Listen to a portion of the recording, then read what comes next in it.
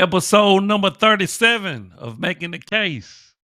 What does it mean to be submissive? Let's get it.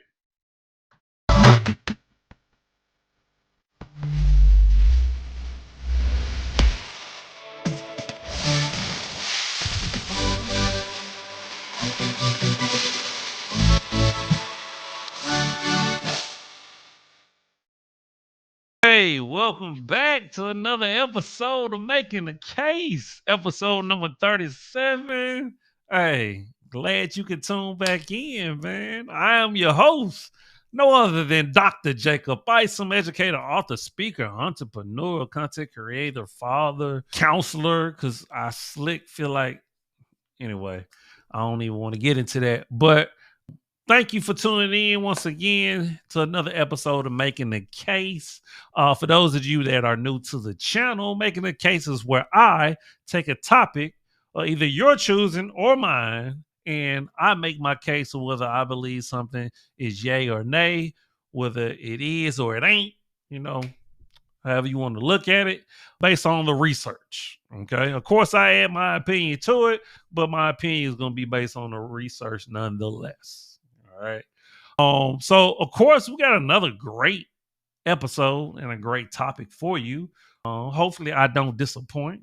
As always, though, you're more than welcome to send me your topics that you want me to make the case on, and I will do that. All right. So, episode number 37 is, what do we mean when we say submission or to be submissive? All right. But before I move on to my opening statement, we got two channel norms. One, we'll take points and not people. And two, we don't do all the cussing and derogatory stuff. We professional over here. All right. So let's get into my opening statement, shall we? Now, if I sound a little stuffy for some reason, this weather change is kicking my butt right now. Okay. So I'm a little stuffed up. Hopefully you can still hear me pretty clearly. Okay. But depending on who you talk to, depending on what culture it is, right? Submission can be looked at as a dirty word, right? And what culture and community am I talking about? Of course, unfortunately, in the Black community, African American community, American African, however you want to frame it, right? By Black women, it can be looked at as a negative thing, right? Because we know that we take the root word sub means under, right? So anytime you tell a woman that you have to be under a man, right? A lot of women don't like that, okay?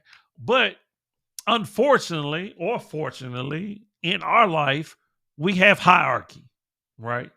So that means that you're always going to be under somebody. Someone always going to have authority over you. I believe we understand this, particularly in the workforce, right? In the working dynamic, we understand that we have a boss. We understand that there's a top person and then there's layers to it, right? We understand that. Well, why would it work any differently in a relationship, right? There has to be a hierarchy. There has to be order. There has to be structure. Now, who is the gender who has been tasked and more likely is the one that has structure and authority, has the physical strength, is more logical and things of that nature? Well, that would be the male of our species, right? Now, that doesn't mean that the female is not capable of being logical and strong and all this other stuff, right? It just means that there's order, right? Biologically, men are created to do certain things, women are created to do certain things. Okay. So, in my mind, I'm thinking that, well, whoever is tasked with protecting and providing, well, naturally, you'll think that they will be the leader and that everybody else will fall under his leadership.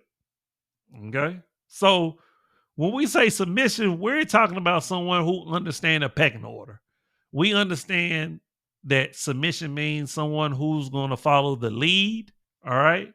It's not to say that they don't have a say, but they understand that there's a certain order to things. All right. And we have to understand that submissive and submission is not a dirty word, it's not an evil word. All right. Men actually submit to women in different ways than women submit to men. And we're going to get in that in this episode. Okay. So buckle up, strap on your seatbelts.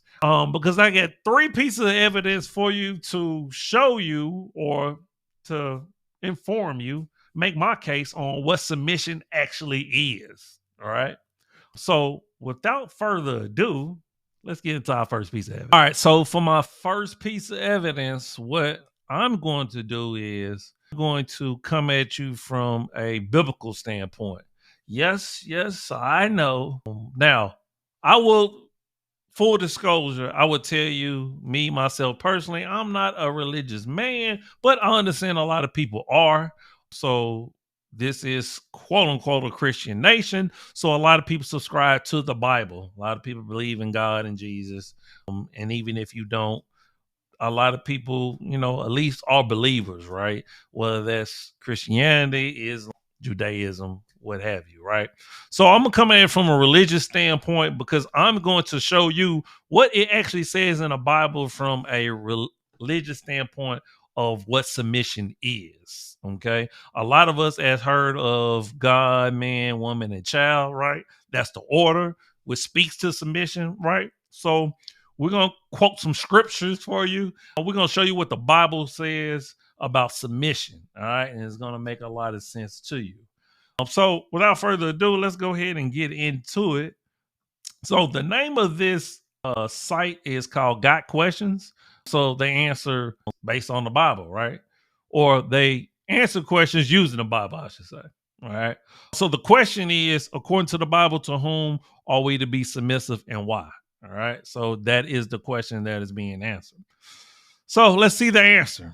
Submission is a concept that seems to go against the grain of human nature, and yet we all see the need for it in certain aspects of life. Without submission, things quickly fall into chaos as everyone strives to be in chains. Because, see, a lot of people don't look at hierarchy as being submission, but it really is, right? Everybody has to submit to somebody, all right? Whether that's man and woman submitting to God or woman submitting to man, we submitting to our boss, what have you, children submitting to their parents, what it doesn't matter. In whatever context you want to use, we all submit in some shape or form. Even though it seems mocked as a sign of weakness, submission is really one of the strongest pillars of a stable society. I agree. What does the Bible say about the parameter of submission? First of all, we need a proper understanding of submission. The English word submit comes from a Latin root, which means to let down, reduce, or yield. It pictures kneeling before a superior. Even our modern language hints at its roots. To have a submission would mean to have a secondary mission that yields to a greater one. The New Testament Greek word, which means to put under or arrange under, is a military word that refers to lower ranking soldiers arranging themselves under the orders of higher officers. Submission then comes from acknowledgement of proper order and authority. That's what submission means, right? It just means you're submitting to authority. But we understand because of feminism, right? When we talk about equality, there are some women believe that they shouldn't submit to a man that is equal. But that is not how religiously submission is seen, nor socially, right? Let's keep reading. All authority comes from God, the creator of heaven and earth. And hold on. Did I? No. Okay, I'm right. And we are commanded to submit to him. So that's James chapter 4, verse 7. Once we have submitted to God, our highest authority, recognizing and following the changing human authority in this world becomes easier.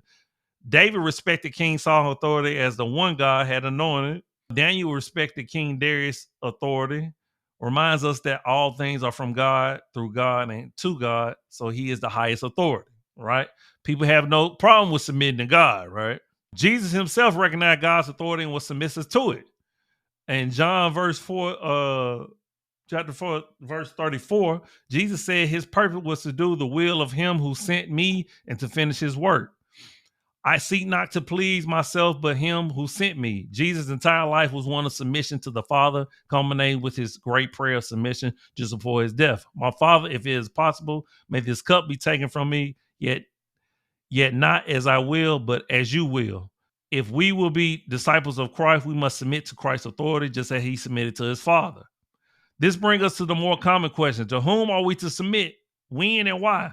The why is easy to answer because God commands it, and he is the highest authority. Submit yourselves for the Lord's sake to every authority instituted among men. whether to the king as the supreme authority or to governors who are sent by him to punish those who do wrong and to commend those who do right.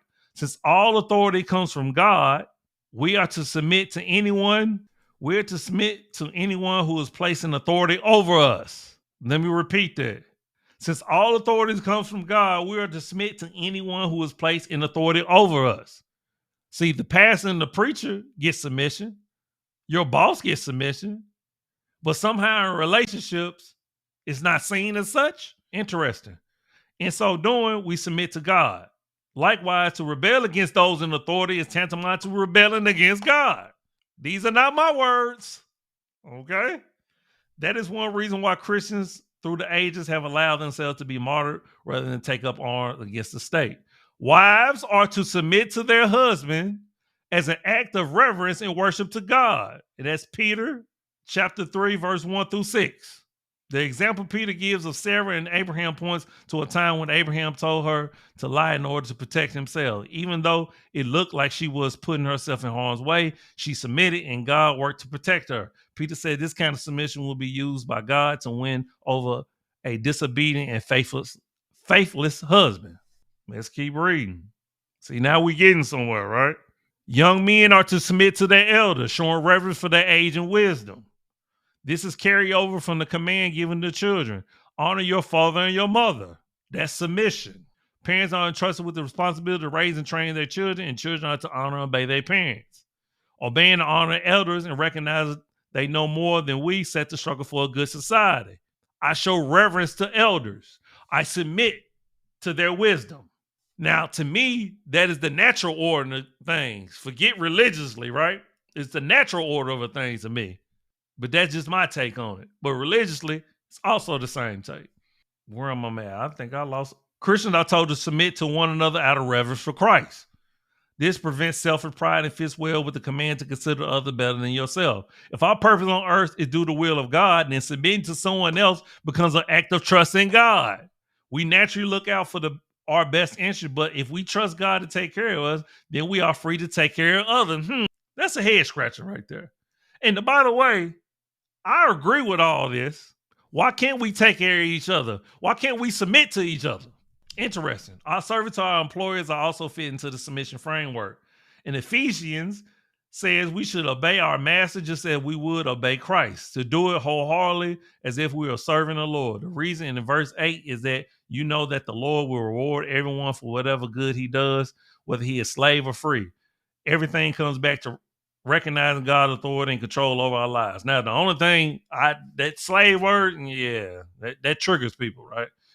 So I wouldn't be using that. But even when the higher authority violates God's order, we can submit in a godly fashion. When the apostles were arrested for preaching about Jesus, they did not resist. However, when told to stop preaching Jesus, they replied, "We must obey God rather than men."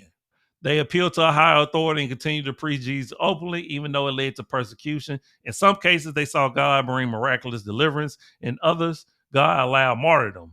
In all cases, they rejoiced because they had been counted worthy of suffering disgrace from the name. Now, I wanted to share that with you because I wanted you to see from a religious standpoint what submission means, right? In the breakdown of it, which for the most part, I agree with, right? We submit in various different fashions. See, we only want to focus on the relationship part, which is important, right? But we submit in various different ways. That is the natural order of things. Children submit to their parents. Young people submit to elders. Women submit to men. And if you believe in that religious context, men and women and children submit to God. If that's what you believe and choose to do so. That keeps a society functioning the way it's supposed to. When you have order and structure, that makes things operate in its natural state. So that's submission from a religious standpoint. All right. So we're going to move away from the religious standpoint and we're going to get more into the social aspect. All right. Let's get into our piece of evidence number 2. All right. So for my second piece of evidence, we're going to go, I guess, the more secular route, I guess, so to speak. More of a more social nature than a religious. So we're going to kind of switch pivots and we're going to look at kind of submission from the flip side of it, right? So I have an article by as transformative coach by the name of Jason Shears. I want to give a shout out to him since I'm using his website. And the title of it is "What is Submission in a Relationship? Beyond Myths to Mutual Respect." Okay. So he has some interesting kind of points when it comes to submission. So I'm curious to see if you're gonna agree with this. So let's go through it and see if we both agree with it, right? So all right. What is submission in a relationship? In a relationship, submission is deliberate choice made by the partners to cultivate trust, provide support, and achieve equilibrium. I don't know. I wouldn't use the word equilibrium, but it's okay. Let's move forward. It's more than merely terminology. When husband and wife, it is not just about being a submissive wife. Submission is a natural action that can strengthen connections, increase in bonding, and be a great success. As a father, it is to lead and protect your wives and children. In this section ahead, we will delve into how submission plays an important role, the kind of dynamics it can provide within partnership, and the potential as a route to fostering a healthy and more fulfilling union between worthy individuals. We're going to go past the key takeaway. Define the submission in a relationship. When the term submit is mentioned, it might create images of submissive partner. In the context of relationships, submission goes beyond mere compliance. It's about partners agreeing to honor and accommodate each other's needs and wishes, which I actually agree, right? I know a lot of times we talk about submission from a female standpoint, being submissive to a man. That is part of it, right? But men actually submit by protecting and providing for their children and kids, right? And so it's certain sacrifices and things that men make in order to do so, right? That is a form of submission. Right. Submission integrates adaptability within a partnership while balancing feminine and masculine forces. Real submission is not synonymous with blind obedience. Being self-centered or someone being the other partner without repercussion, it signifies an equitable union where neither party wields absolute power over the other. Our perception of what it means to submit has shifted from traditional notion of forced acceptance toward emphasizing respect and flexibility. Although you cannot expect your family member to understand everything as they may have their own views, in a thriving relationship, submission naturally occurs when there is equilibrium between feminine and masculine energies among emotionally healthy couples. This leads away from forming connection based on shared traumas towards creating a cohesive bond that blossoms out of affectionate dedication, service, or actions. Okay, now I kind of get what they mean by, or what he means by equilibrium, balancing the masculine and feminine, which I actually agree with. So I ain't gonna beat them up too much with that. Let's see, emotional aspect of decision-making process, balanced power dynamics, monetary affairs, sexual relations, division of duties. Let's see, talk about strengthening bonds and benefits, nurturing personal growth, fostering healthy relationship. Actually, this is what I really wanted to get to, debunking myths about submission. Submission versus control. Let's clarify some misconceptions about submission. Submission should be a voluntary and genuine reaction within the dynamics of a relationship rather than someone compulsory or resembling domination. Domination suggests an unwarranted level of compliance or gentleness, which misrepresent what it means to submit in a healthy partnership. So you definitely have to be willing to submit in a relationship, right? It can't be something that one person won't, but the other person is like, nah, I ain't doing it. Okay. Actually, I was just having a conversation with somebody today, and we was talking about submission, right? And they were saying, well, their partner is that not quite there yet, but they're working with them, which is a good sign, right? So they're just not gonna up and leave them. They're gonna work on it together. But that's when you take vows, right? You agree to become one. So you agree to submit to each other. It's just that the submission looks a little bit different on the male side and the female side. All right. Let's see. True submission in a relationship is about supporting and accepting influence on a partner without losing one's identity or freedom. It's about gentle guidance, mutual respect, and leadership, characterized by affection and understanding. In a healthy relationship, submission is a two-way street, with both partners demonstrating respect and willingly accommodating each other's needs. It is nothing to fear or an abusive way to control someone. Definitely agree it's a two-way street, mutual respect, but sometimes it may not be gentle, right? Sometimes it may be aggressive. Sometimes it may say, hey, this is what I need you to do. And my tone may not be what you feel like it need to be. But forget my tone.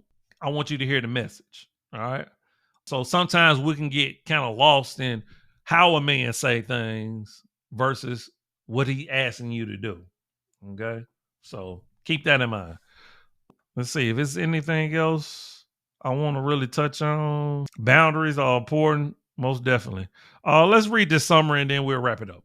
In essence, submission within relationship transcends notion of dominance and control, instead anchoring itself in connection, trust, and comprehension. It embodies a voluntary surrender to one's partner needs and wishes, which nurtures a stronger emotional connection between husband and wife and ensures an equilibrium and power distribution. They really love that word equilibrium. I'll tell you that. This involved dispelling misconceptions while also bolstering each other's strengths through measures such as engaged listening, encouragement towards personal aspirations, setting clear limits. True submission is a deliberate choice that manifests an expression of affection, leading to richer and more harmonious partnerships in life. And I agree with a lot of what they said. I don't disagree with much of what he was talking about.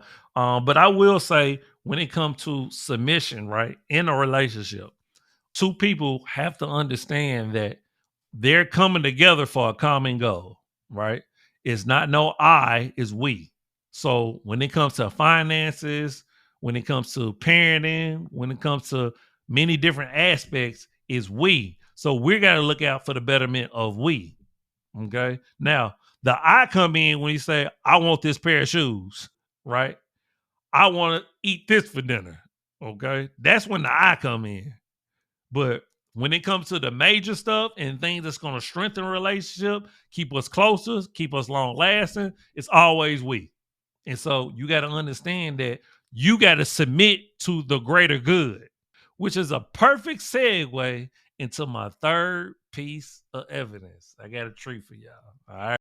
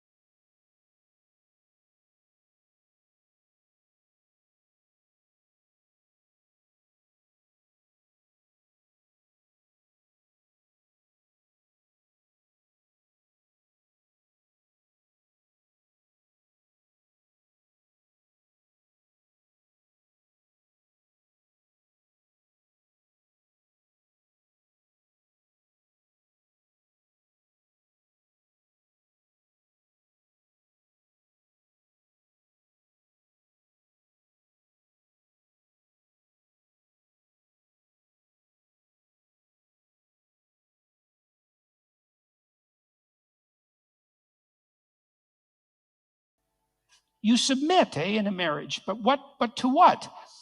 Well, both of you, if you have any sense, submit to the absolute necessity of maintaining a positive relationship over the longest possible term in the most diverse possible situations, right? Because you're going to experience great joy together and also great catastrophe. And so, and you're in it for the long run in principle. And so both of you have to submit yourself to the necessity of acting toward one another in a manner that makes that long-term iterated play most productive. And there's a submission in that. That's the submission of maturity. That's the adoption of voluntary responsibility. That's putting away childish things. It's not doing today what you know will damage you or your partner tomorrow. It's foregoing impulsive hedonistic pleasure. All of that in the service of something that's genuinely higher. By now you know that DTF transfers are the best way to boost your merch game for your business or side hustle, but let's see what their satisfied customers have.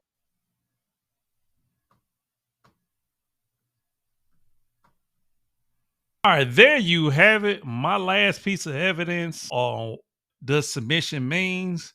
Oh, no other than Jordan Peterson, one of my favorite intellectuals, who is speaking on submission, right? And I thought he wrapped it up very well when it comes to, yes, we understand that the woman, the wife, submits to her husband, but they both, kind of what I was touching on in the last piece of evidence, they both submit to the greater good of the relationship, right? What is going to be best for the whole. That's ultimate submission. And if even if you want to say they both submitting to, God in the marriage, I mean, I guess you can say that, but you're definitely committed to an ideology, or I should say, submitting to an ideology.